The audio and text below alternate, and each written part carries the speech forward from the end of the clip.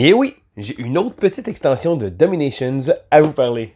L'école du jeu, en partenariat avec la boutique L'Imaginaire, au-delà de vos attentes.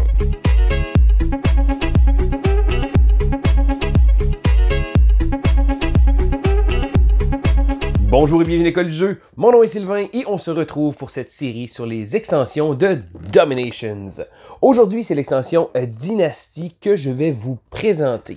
Si jamais ça vous intéresse, mon collègue JP a fait une présentation du jeu sur la chaîne que vous pouvez regarder ici. Ciao!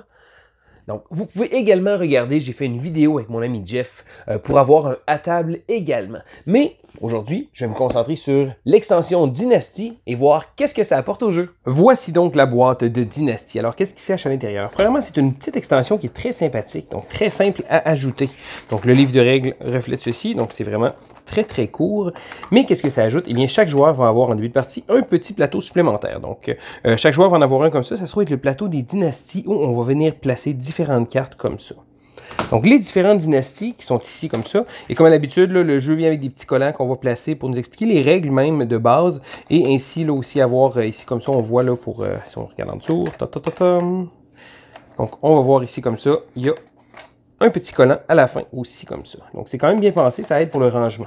Le jeu vient également avec, et là je montre ici comme ça, des nouvelles cartes objectifs, donc des nouvelles civilisations, et également une explication de toutes les petites cartes de savoir qui ont été ajoutées dans le jeu.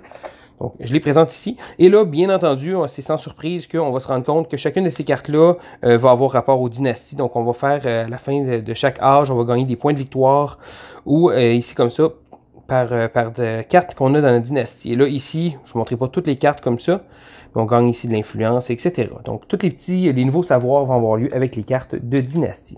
Et ce que ça va rajouter dans la partie, justement, c'est que il va avoir des cartes de dynastie. Donc, il y en a pour les 3 âges.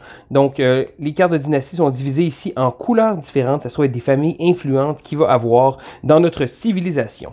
Et là, en début de ronde, elles vont être brassées et chaque joueur va en recevoir 3. Donc, il va prendre les 3, il va en choisir une qu'il va placer devant lui. Ça se trouve être les cartes qui sont disponibles pour lui au courant de cet âge-là. Donc, on va faire en sorte que chaque joueur ait un total de 3 petites cartes comme ça qu'il va garder en secret.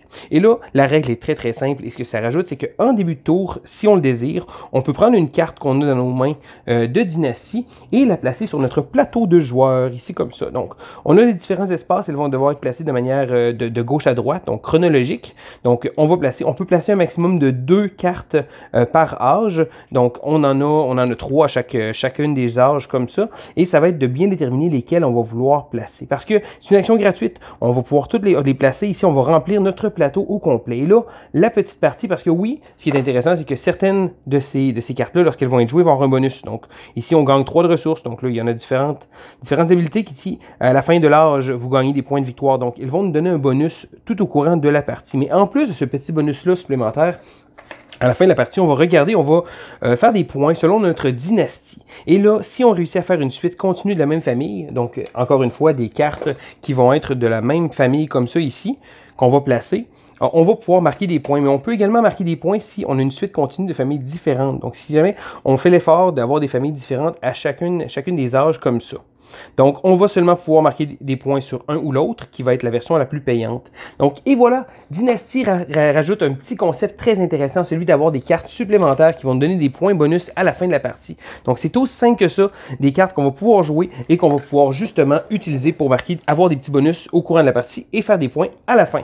Et voilà, ça fait le tour de l'extension Dynasty. Alors, premièrement, je tiens à dire, la part des extensions, j'ai pas eu l'occasion de les essayer tous. Celle-là, je l'ai essayé, par exemple, parce que c'est un ajout très simple qui est fait à chaque partie. Donc, ça rajoute pas vraiment du temps, ça rajoute juste des possibilités. J'ai trouvé ça très intéressant de voir que Dynasty, justement, on place ça, on essaie de drafter les cartes de Dynasty, de réussir à créer une combine de points, mais également de recevoir des bonus, parce que c'est une action gratuite qu'on peut faire. Donc, c'est très simple. On va jouer nos cartes. Il faut pas couper d'autres choses. Il faut pas s'empêcher de jouer ou quoi que ce soit. C'est tout simplement de jouer comme ça. Donc, j'ai trouvé que Dynasty dénature pas du tout le jeu. Ça rajoute un petit élément très intéressant que je suggère à tout le monde à jouer à chaque partie. Alors, c'était Sylvain pour l'école du jeu et on se dit à la prochaine!